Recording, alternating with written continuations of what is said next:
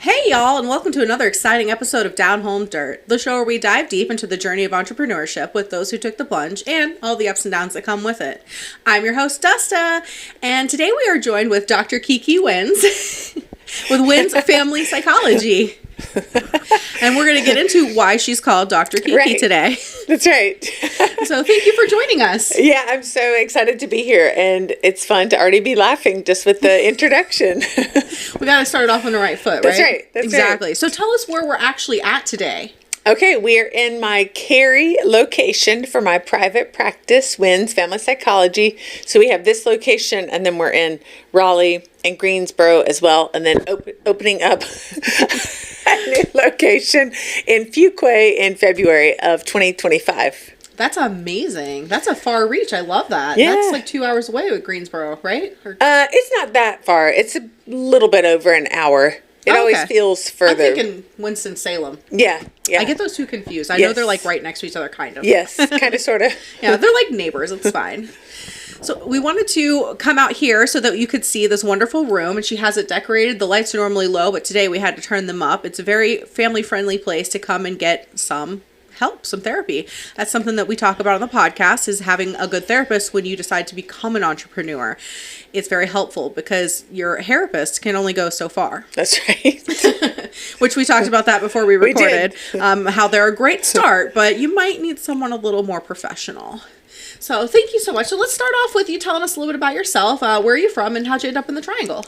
Okay. I grew up in Kentucky, actually. Oh, wow. Yeah. So got bluegrass running through my veins, and maybe some bourbon too.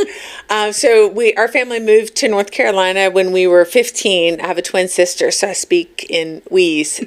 So my twin and I were 15, moved to sort of rural North Carolina in Harnett County, and then moved to the Triangle about 12 years ago when I needed to be closer to my private practice, and we wanted our girls to sort of have some of the perks of big city life of Cary, North Carolina. No, I get that 100% because I actually started out when I moved here. I moved from Asheville, and then I went to Cary. Then I went to Garner, and now I'm in Clayton. And I kind of want to go back. Yes. Because I love the big city. I'm from a big city in Sarasota, so Florida. I mean, Cary has a grocery store on every corner, and now sometimes being inserted between the two corners. So we've got the grocery stores, the parks, the Target, the movie theaters, the restaurants. We got everything. I love it. When I first moved to Cary, it was back in 2014, and so we were just getting the Publix and just getting everything. Oh, and yeah. I love how it's exploded since It's amazing. then. It's a great town. Yeah. So let's talk about how you got into being in psychology. Okay, so I am an unusual, rare bird. I hear that I took a psychology class in high school, loved it, and said, I'm going to major in psychology and become a psychologist. And then I actually just stuck with that plan that I developed as a teenager. So I've always been passionate about psychology. And in particular, my practice specializes in kids and teens. So I've always had a heart for young people. And a part of my story is just recognizing in hindsight that I could have benefited from a great child psychologist when I was a kid, but back then it just wasn't as available. So it feels like a higher calling the older I get to realize I've been able to build a practice to help young people and families with their mental health and really be able to offer something that is so meaningful and so important. So it's been a really fun ride, but I started my practice 17 years ago. Oh, wow. Amazingly, just a little part-time office in Durham, shared an office and furniture with somebody else, and then I just got too busy, so I had to hire somebody, and then I had to hire someone else, and then over time, I've just been so blessed to attract a team of other therapists and psychologists who share the same passion for helping young people. And now I've got this amazing team across the different locations, and we're doing all the therapy, all the testing, all the parent coaching, all the family work that you can think of. We're able to offer that, and especially fortunate that we're able to get people in right away, because we've heard sometimes there's wait lists to get into certain places, but we try to stay ahead of the hiring curve. So we're really excited when people call up that we're able to say we can get you in right away as long as you'll do all that horrible long paperwork. I was going to say, the intake is probably Yeah. the longest process of it. That's right. That's right. That's fabulous. I love that because as a person who sees a therapist myself, sometimes it's like, man, I can't see you for a good 6 weeks. Like that, I don't know what's going to happen until then. That's right. And so that's great that you can get them in. So who Yes. would be like your ideal client, just moving forward? Like, Yeah, good question. So really on the therapy front, we really do see little ones and up. So, and all the common issues. So if kids or teens or their parents are struggling with anxiety or depression or ADHD or autism or just relationship problems or behavior problems, we're really able to help out. And because we specialize in kids, we have all the fun toys and games and art supplies. I've had kids as young as 2.5, 3 come in for services. Oftentimes that's because of a divorcing family. That's one of our primary specialties is high conflict divorce custody. What most of my colleagues in other practices run fast from. We have a heart for that. So we actually specialize in a lot of court-related services like that. So we'll start them little with therapy. And then for testing, same thing. We're able to test for ADHD, autism, learning disabilities, gifted, and then on the psychological side, if someone's just trying to figure out their diagnosis so they can get better, more refined therapy or medication options, we're able to help out there. And then one of my passions is parenting. So I have my parenting book, the No Wimpy Parenting Handbook, that I'm very proud of, that I put out after hearing parents come in my office time after time talking about how their kids won't listen. The kids are running the show. Discipline never sticks. They always forget to follow through with their consequences. And then as a parent myself, I was having the same struggles at home with my kids. Like, my gosh, why is this so hard? Why do I have to ask them 1,000 times to do something? So my book and related parent coaching came out of that mission to just empower parents, give them easy tools and strategies so they can feel more competent and confident at home and less stressed and frustrated. I know that I could benefit from that. So where can I find the book? I will give you a signed copy before you leave today. And it's just around the corner, when I become very, very famous, that book is going to be so valuable. You can sell it on eBay and then retire immediately to your private island. She knows me too well, and we just met. I honestly am excited. I want to be rich and famous by the time I'm 40. So Hey, let's go. You got a year. Okay. So we'll have you come back on in a year too, because I really want to dive into this comedy thing that you're doing. We met on Networking Women of the Triangle. Right. It was a beautiful group full of women just supporting women on Facebook. And you were mentioning about your comedy, and I was like, I need to interview you. Yes. So she invited me to a show at Goodnight's Comedy Club. It was amazing. I had the best time. So let's talk about your comedy journey. Okay. Yes. So my comedy career came out of taking my own advice post-COVID. So when COVID hit, most of the world ended up pretty stressed and anxious and overwhelmed. So I was no different. The summer after COVID, so 2021, I was very stressed with worrying about keeping my private practice afloat, knowing I had many people's income depending on pivoting and figuring out how we were going to do virtual everything. So I was worried about my practice, my business. I was worried about my kids trapped in the house with me in teenage years, like pivotal teenage years of freshman. Our little one was like 8th grade, 9th grade, and the older one was junior, senior year. So worried about them, worried about my marriage. So I took a comedy class that summer saying, I've been doing all these webinars, all these podcast interviews on self-care. Do something just for yourself that's creative, an outlet. So I took a comedy class and I fell in love with it. I loved it. That was an improv class, which is more like the whose line is it anyway kind of That sounds like team. fun. Yeah, team. I loved it. But then that sort of had me drift into stand-up because I love being able to write. Like my book, I love to write my material and just do a whole set that's just my material. So I had kind of what I call my Cinderella story, where the summer after that, I did my first open mic on a dare in a comedy club in Cary/Raleigh Improv, where my best friend dared me to do an open mic, which is hands down the most terrifying thing I have done in my life. And I'm an adrenaline junkie. where I love the parasailing and zip lining and shark diving. I love all that. But being behind that stage for that open mic, knowing I had a 4-minute set in front of people, and it's do or die. Either they're laughing or they're staring at you for 4 minutes. But it went very well. And after just 3 open mics, I was booked for a paid comedy show. And I was like, what? Is this normal to have 3 open mics? And then they booked me. And then from there, I caught the attention of a nationally known comedian who had me open for him in Charlotte and Atlanta and Raleigh. And then it was kind of just off and running from Can you tell us then. who it was? Yeah, it was Craig Shoemaker, which he used to be a big deal around here and nationally. He's the Love Master. He does a whole famous thing on the Love Master, and he has a Netflix special. He's still great. He still tours all around, but he used to be like in his heyday one of the top ones. So it was such an honor to open for him in these top comedy clubs. And then this more recent success that you got to come into one of my shows is I developed a passion for elevating the comedy scene for women, because just like in business and just like in a lot of other things, we're still underrepresented. So this statistic I share is, I think it's 27% of stand-up comedians are women, which is just crazy. Yeah, so we're just a quarter represented. So I wanted to have a showcase, have a show that was just for the ladies to show off how talented and funny we are.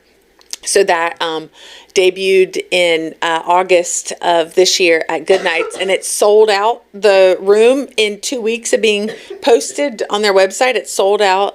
So then that led to the bigger show that you came to in their main room, which nearly packed the main room. So it's called Ladies Laugh Lounge, and it's for women to come to, like, have the best ladies' night out of your life. Bring all your ladies, come see ladies, and just like get the scene with some attention for. So I have another show in February for Galentine's Day. That'll be the next Ladies Laugh Lounge, February 13th. That's, again, bring out all your besties, your sisters, your daughters, whoever. Bring out all the ladies, wear your pink and red, and come celebrate hilarious women. I'm excited about that, honestly. Hold on one second. Do you need a drink? I'm so sorry. That's okay. It like just came out of nowhere. I'm like, I'm so sorry. I don't know if we were supposed to ignore her or pause. If I start just coughing like that, just please pause. I'm so Yeah, sorry. okay, no worries. Oh, good, you have your water there. And I have editing software, so I can edit. I was wondering if the part where she was all the way over there, if you'd be able to edit that out, surely. Like the quieter ones. Yeah. We'll see. Although our faces probably look like... We're like, are you dying secretly? Yeah. Okay. I usually get those when I drink a sip of water. Like I have it go down the wrong pipe, and then I'm like choking to death from one sip of water. Oh no, I have a throat itch. I don't know what's going on. Uh, This has not happened all day. No, like, this is Okay. new. I think I'm good. It won't happen again. We're do you not want to gonna hold you practice? to it. Do you want to practice taking a deep breath just in case? Can you breathe? Yes, okay. I Okay. also had pneumonia like 2 months ago. yeah, Good my lungs are still, grief. like, he's like, yeah, it's gonna linger for a while. So, Oh, that's sorry, the that's worst. Poor thing. okay. And I'm good. All right, and we'll edit that out. No big deal. Yeah, if you want me to say any of that, We got again, I can. 15 more minutes and then we'll take a pause. Yeah. Okay. So let's talk about the Galentine's Day. So you started this, you said, back in August. And can you talk about the ladies that are doing this with you, who are part of it? Sure. So part of it is I want to have as many different women highlighted as possible. So each show I tried to get a new lineup, but maybe keep 1 or 2 from a previous show. So you've got some familiar faces and then some new faces. And the bigger dream is to go beyond the triangle. So we just took the travel edition of Ladies Laugh Lounge to Jacksonville, North Carolina this wow. past weekend. That was a long drive.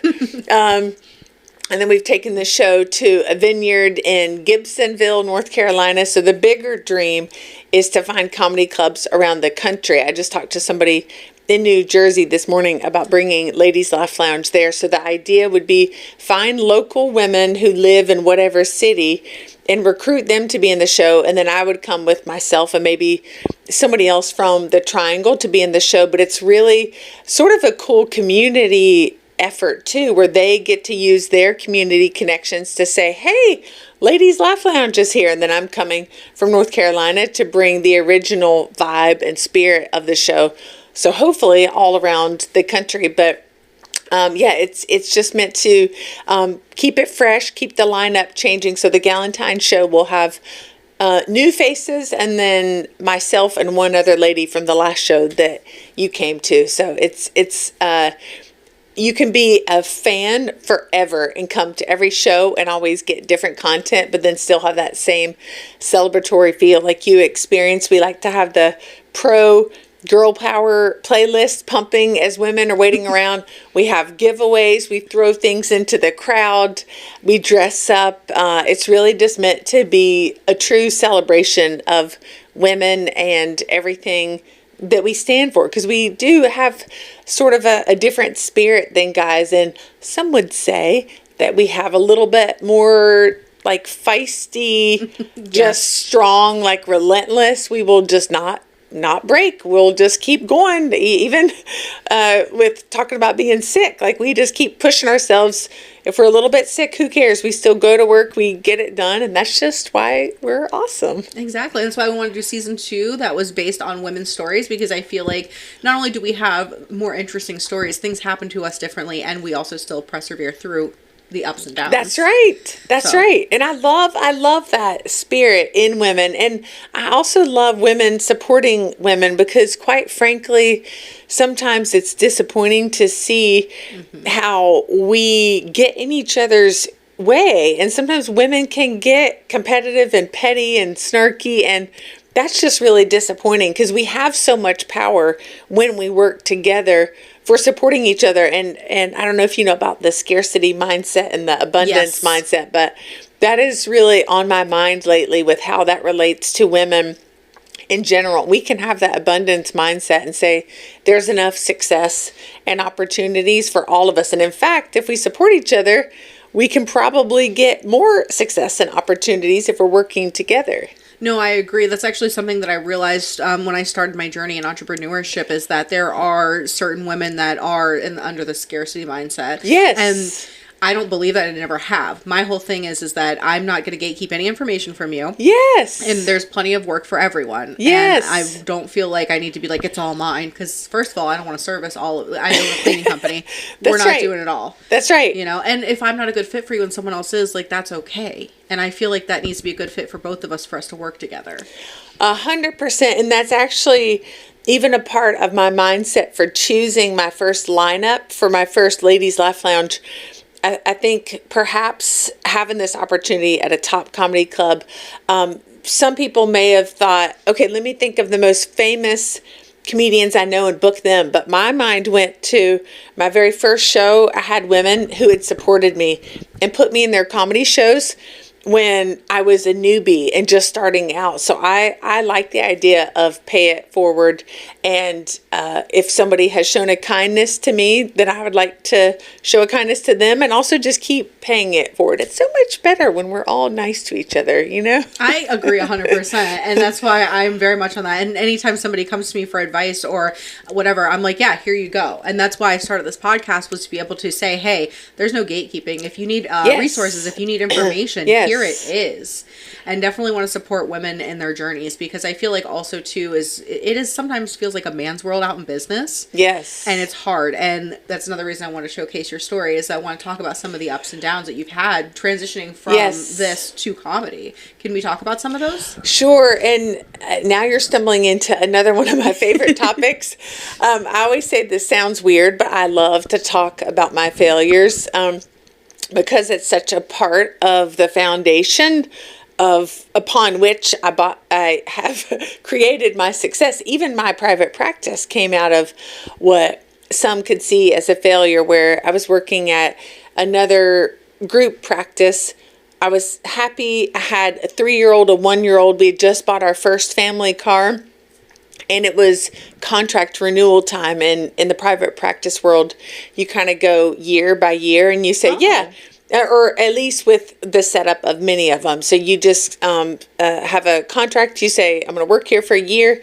Then you revisit it. Are we both still happy? Yes. So for this particular year, I was doing great. I was crushing it, or so I thought. And then I was told that the practice owner wasn't renewing my contract. And I was devastated. Wasn't expecting it. I would have happily worked there for a while longer. Like I said, I had some little children, brand new car payment.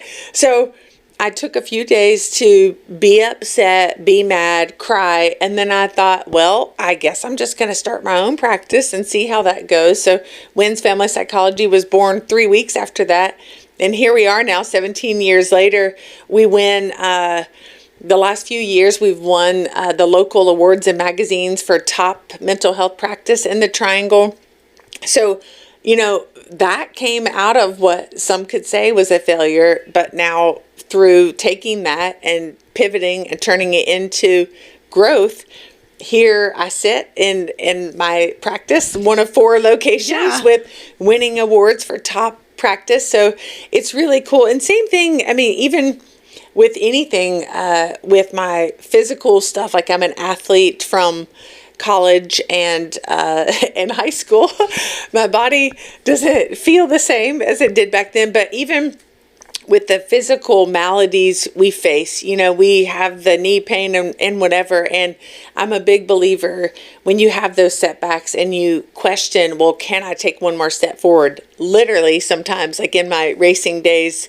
And you just have to have that mindset to say, okay, well, I'm going to grit my teeth and maybe have some tears leaking out as I go. But you got to just move forward. So comedy is no different. Comedy, for it being such a happy, fun seeming world, there's still the dark side. I found, just like any other business, there's some of what we talked about with the women and just with the old boys network and with feeling kind of left out. And I'm in my early shows, even open mics, and all the guys would stand around outside smoking and talking and laughing, and I might be one of a few women and nobody's talking to me, and I feel so self-conscious and think like, what am I doing here? Or, we've all had that set that we feel good about, and the joke that's landed at the last place a week ago, you say it and it's crickets chirping, and it's not a fun feeling, to deliver a joke and not have people laugh. But I just find those experiences are so character building. You either get through it and you say, phew, well, that taught me not to be too full of myself. I need to keep working that, or you give up. But obviously, we're talking about how I'm a fan of the mindset of we take those, we do the work, and you come out on the other side, hopefully tougher and stronger and better. No, absolutely. And I always say on the podcast that failure is the door to success. Yes. Because there's a lot of things that you think is a failure, but honestly, it's just a redirection. And I learned that through therapy, that don't think that everything is a problem and that you need to fix it. Sometimes it just needs to go pivot. That's right. And so, like, learning when to pivot. Jeez, I can't talk. Pivot is like the best. Do we need to take a break? We can. Okay. Pivot. It's a tough one. I can't say words and sentences. Yeah. Do you need to, like, take a break? No, I'm so sorry. This did not happen earlier. No, we were fine. What's going on? You're fired. Yeah, you seem better now. Yeah, she just delivered the news you're fired. Did you hear that? I hope you have a long Uber. She is the Uber. She never drives. I've been driven Okay. for years. Okay, I was trying to be all sassy for the moms, but yeah, you better ride home with her. Oh, we have a great dynamic. She does all the driving. She's type A, I'm not, and so that's kind of like a thing that I need in my life, and so let's talk about that. I should talk about that because I'm so type A, and I am such a unicorn in the comedy world. So we can talk about that too whenever we're back.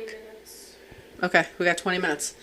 So wait, let me think. So type A, there's something else we were talking about that I wanted to go back to. What was it? Was it related to the failure thing? I feel like I have another. Oh. Oh, yeah, I have another example of a failure, even with getting into grad school in my internship. So I don't know if we have a way to easily loop back to that, because I can't remember what we were just saying. I guess we were still on the topic of failures. Yeah.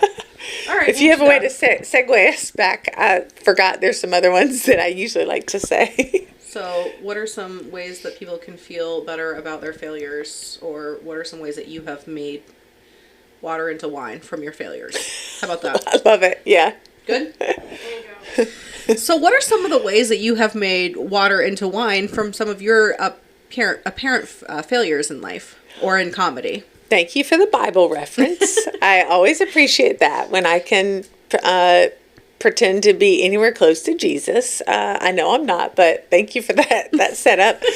Yeah, well, I forgot to mention even getting into this career, or the education part of my career came out of a failure story where after college, I am very high achieving, so I like to just aim for the stars. So I applied to all these grad school programs, and I really wanted to go to a PhD program in clinical psychology, so just set myself up to aim for the most competitive. And then I didn't get in. So, or I didn't get into any of those type programs. I got into master's programs. So I decided to just take the year off and just work my butt off getting more experience working on my GRE, the crazy test you have to take to get into grad school. So at the time, I was quite disappointed. But then I worked. I applied to the same program at UNC Greensboro, second year in a row, and I got in. Yay! And then towards the end of grad school, we applied to internships, kind of like medical doctors do, where you apply all over the country. Oh, wow. Sort of like med students do residency. So ours is called internship. You apply all over the country. Then there's a really scary match day where you find out where you've matched and where you're going to live the next year to finish up your degree. So I applied all over the country.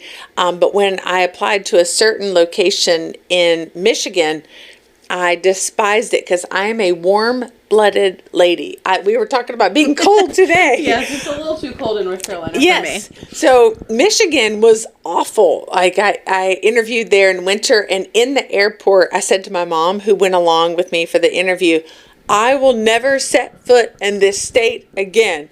And then, of course, match day came, and that's where I matched, was at the internship in Michigan. So I do think God has a sense of humor. And he's like, oh, what did you say again? You're never coming back? Boom, that's where you match. But it's such a great example of what seemed devastating at the time, where I really wanted to stay in North Carolina, and UNC would have been fine, any of those places, but matched in Michigan.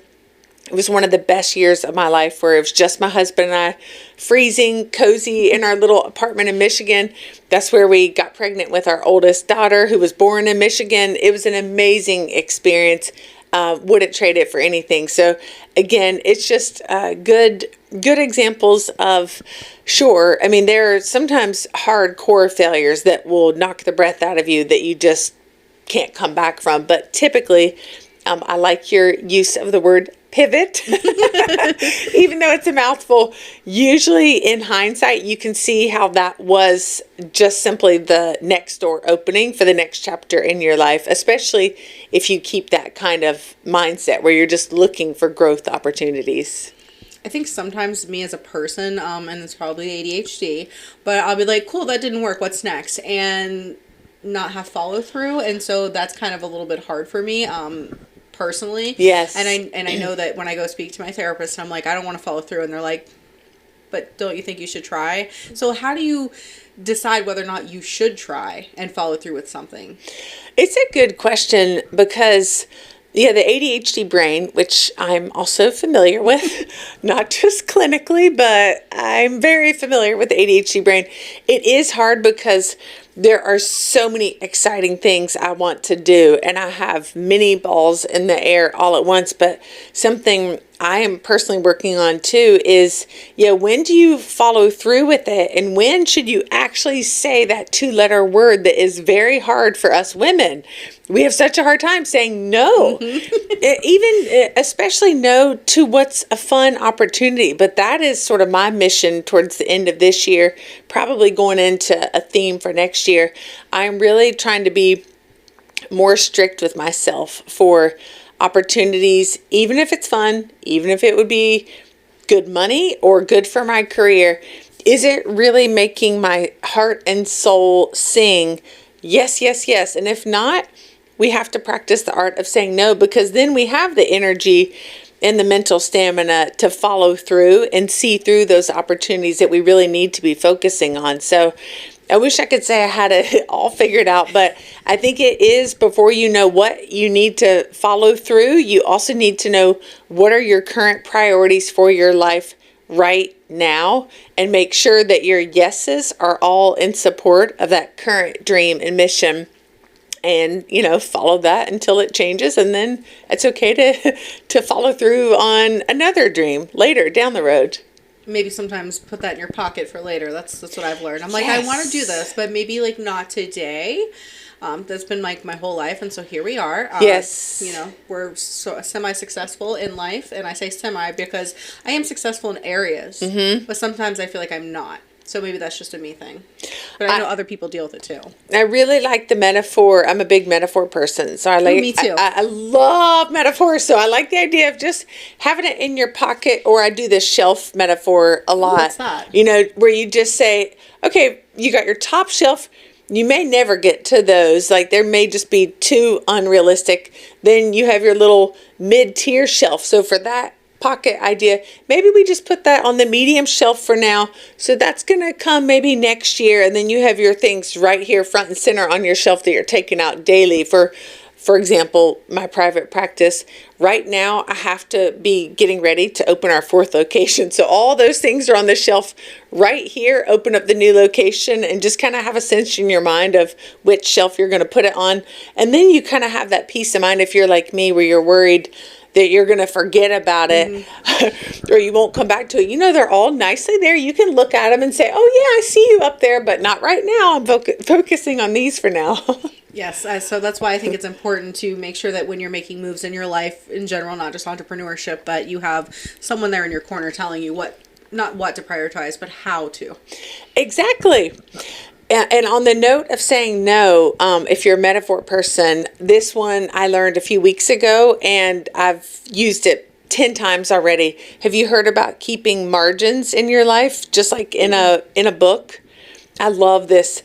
I was meeting with actually my pastor's wife, who's a very wise spiritual woman, telling her how I was overwhelmed with all the things I had in my life. And she was saying, it's like a page in a book. There's a reason there's a margin around all 4 sides. If the words just bled to the edges of the page, it would be overwhelming to read. It would be distracting. We couldn't make sense of it.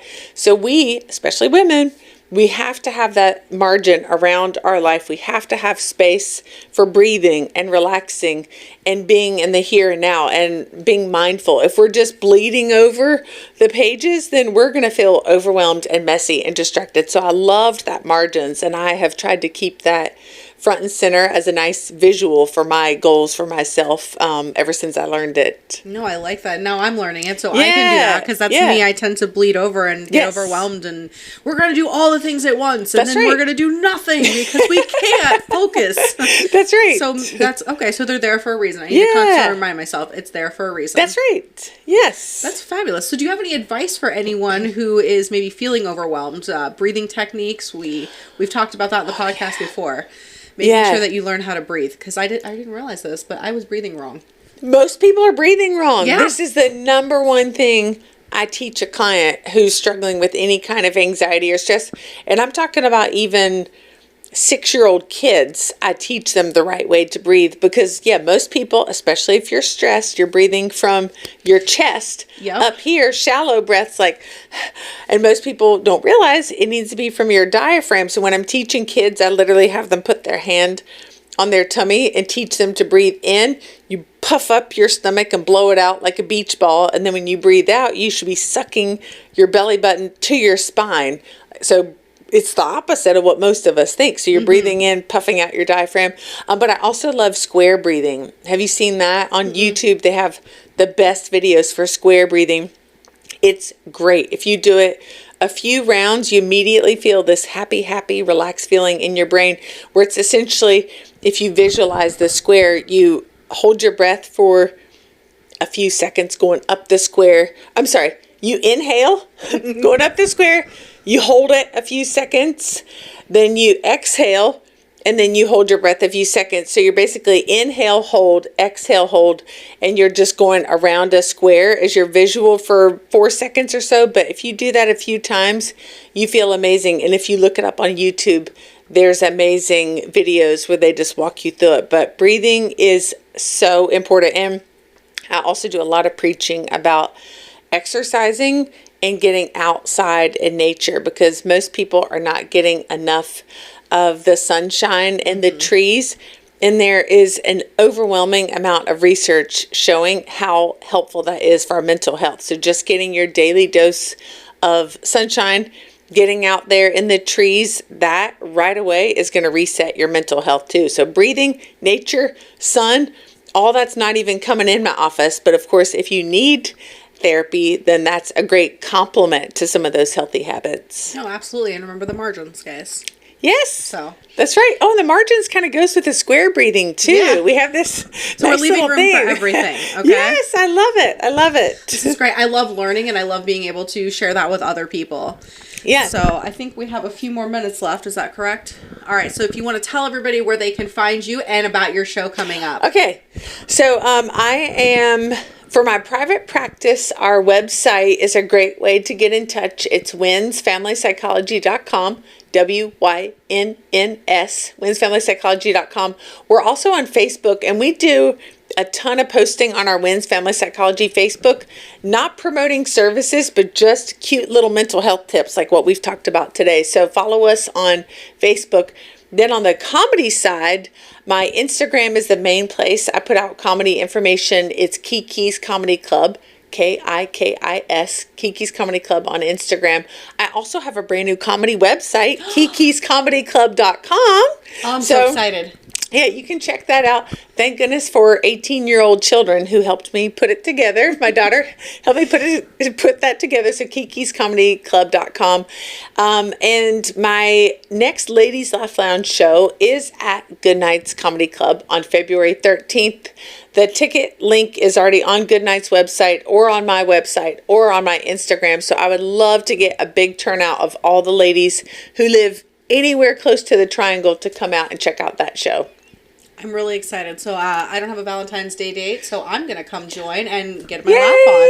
Yes, bring all your lady friends. Yeah. So, hey, it's the first year I don't have a date, so I'm like, cool, I'm free to go laugh. There you go. Well, hey, even if you get a date by then, that'll be on Valentine's Day, the 14th. So the 13th, that's all about friendship and women. So go out on that day with your ladies. I love it. And you called it the Galentine's, is that correct? Yes. Do you know that that's an actual holiday? I did not. Oh, yeah. So Galentine's Day is February 13th. It's a holiday that came because not everybody wants to have a date with a man for Valentine's Day. Like how you said that. A man. So Valentine's Day is literally a holiday to celebrate women's friendships. So it's the day before Valentine's when you're supposed to get together with your ladies and go out, drink some wine, cheers to women. So yeah, it's actually a holiday, and that's why my show is a Galentine's Day. Get it? Galentine's? You guys have to go check her out. Yeah. Well, thank you so much for having us come out and do this today. I'm really excited about it. And thank you guys for watching. And we'll see you next week. Don't forget to subscribe.